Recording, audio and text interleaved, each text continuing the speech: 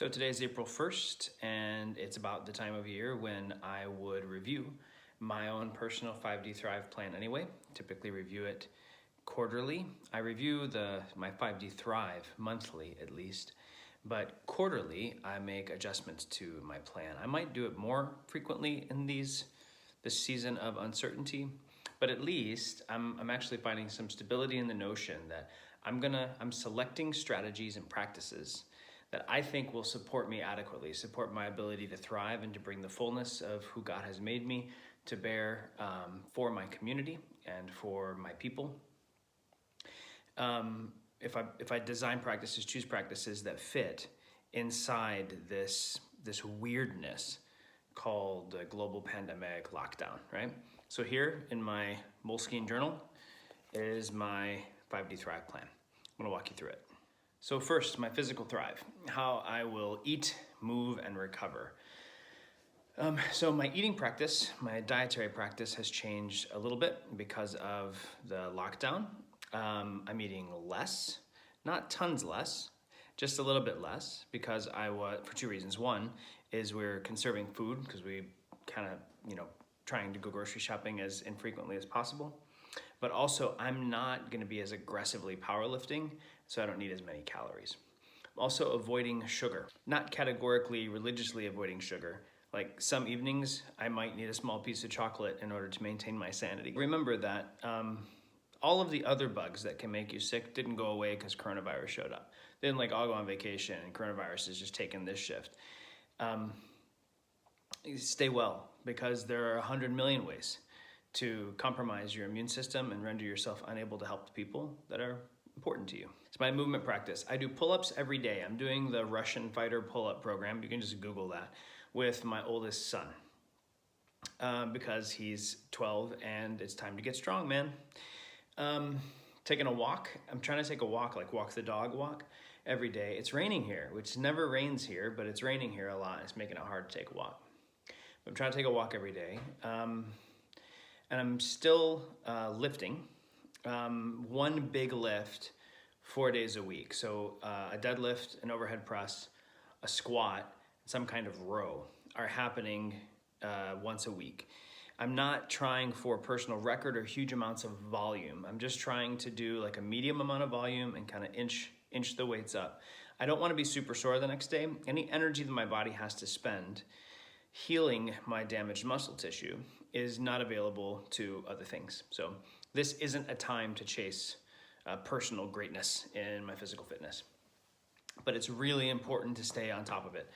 Also, every day part of our schedule is midday movement. So there's something that it might be a Tabata cycle. You can Google that, T-A-B-A-T-A, if you don't know what Tabatas are, with the family.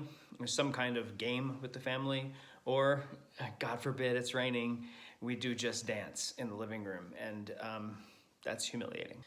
And my recovery practice is at least 7.5 hours of sleep, a weekly Sabbath, and I do some mobility stuff to kind of stay in front of old physical injuries. All right, my cognitive is, you remember the cognitive, it's learn, focus, play. So I'm learning by making these videos. I'm also learning by following my curiosity with reading. I'm not even chasing too hard the reading I'm supposed to be doing for a certification that I'm in pursuit of. I'm more chasing my curiosity because my brain needs it. To focus, I am controlling the frequency of email checks. At least I'm making sure that other things that are more important don't get interrupted by that, and the more important things happen first.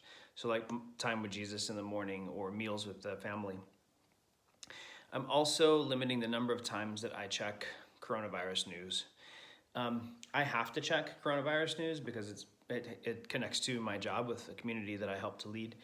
But I'm deciding when it will happen, and more importantly when it won't, so that I can think all the way about other things. And then play, there are some shows that my wife and I like to watch, and some shows that my family likes to watch. And we are trying to play outside some, and games. Yeah. So to thrive emotionally, we have to notice, interview, and manage.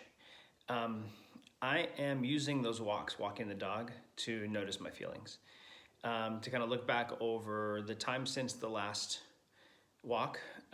What are the feelings that have been loudest or most consistent. And then also noticing interactions with family members or people in my house where because I was doing something at the moment, or they were doing something, or we were trying to do something together, it wasn't really time to look at the feels, but like replaying the event in my mind, asking myself, what were they probably feeling? It's a similar practice similar to this. It happens at night frequently for me too, called Examine, where I look back over the day with Jesus, and he kind of draws my attention to key moments, and I try to ask, what was I feeling then?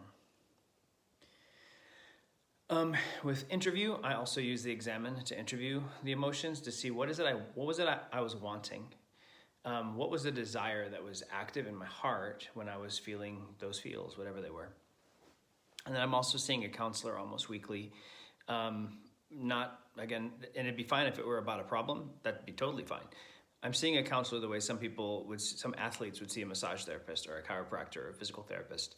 I want to make sure that my capacity isn't diminished for my community in a time when they probably need me on my A game. And then managing. I'm letting the counselor coach me on management skills for strong or persistent emotions. But also breath work. There's a particular breathing pattern that my counselor reminded me of that actually I used to practice when I was a classical martial artist. It's just 6-second breath in, 2-second hold, 4-second breath out. Do that 5 times, it takes a minute. But that has a powerful resetting capacity to move me from fight or flight to rest and digest. It's a practice I used to use right before I had a fight. And I'm using it between things now, between like high intensity leadership conversations to dinner with a 7-year-old, in order to manage to like have a clean cutoff between one set of feels and another set of feels. All right, so relationally, it's discern, invest, grow. This one's a little bit odd because my relational pool is shaped oddly, as I'm sure yours is now too. So it's like I have very few people whom I'm all the way with all the time.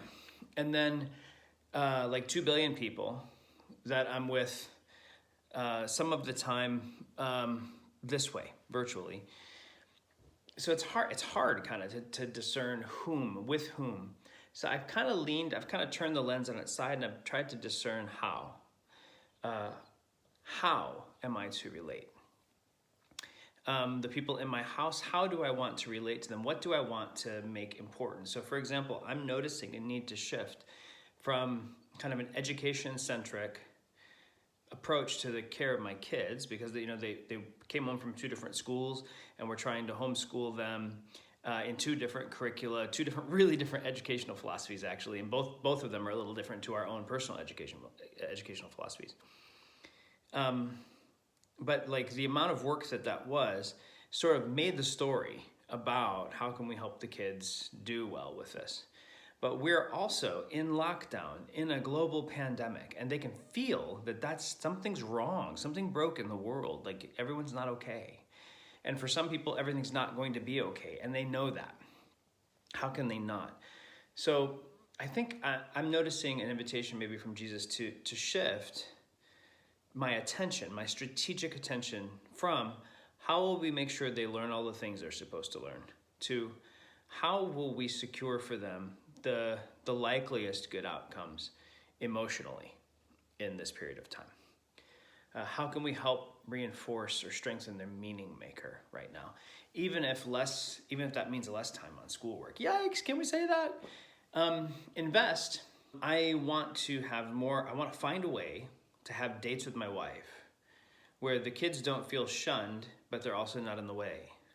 So we have to find a way to take a date. And I know of course it's going to be a stay-in date, but like, can we have dinner on the porch, or can we have dinner in the backyard, or lunch, or breakfast, or something that is out of the ordinary, where we're not exhausted at the end of the day, but we have an opportunity to actually check in with each other and to see how things are going. And then I have a plan. I used to take a date with each kid. I need to work those dates back in to the week again. I need it. I don't interact great 4-on-1 with a bunch of children. I interact great 1-on-1 with a child though. So How can I do that? My invest practice is going to be find the way to make that work.